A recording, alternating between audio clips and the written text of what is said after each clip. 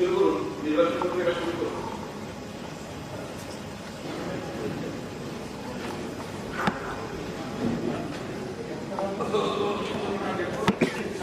বক্তব্য রয়েছে।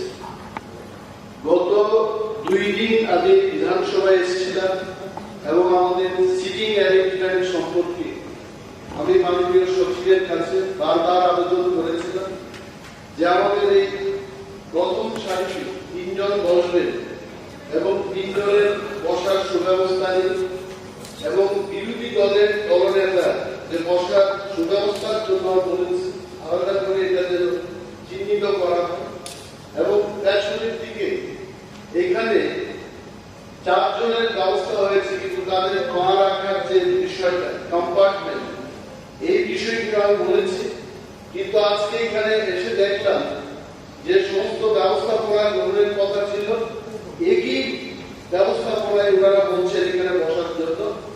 এই সম্পর্কে আমাদের আলোচনার দরকার। আমাকে বলা হলো যে একটা কম্পার্টমেন্ট যেটা একটা দলের জন্য রাখা হবে আর একটা কম্পার্টমেন্টে গিয়ে বসার কোনো সুবিধা নেই।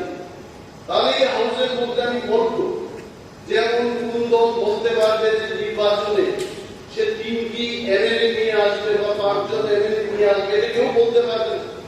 আজকে ধরে নিন যদি এখানে 5টা দলে বিরোধী দল নির্বাচিত হয়ে আছে এবং 2 জন করে জাতীয় দলের যদি নির্বাচিত হয় তাহলে 8 জন হবে।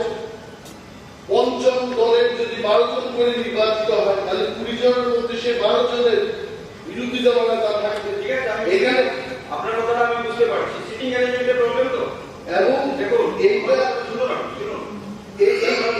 এটা হবে, এটা আপনার প্রস্তাবটা ঠিক আছে, পরে বিবেচনা করা হবে।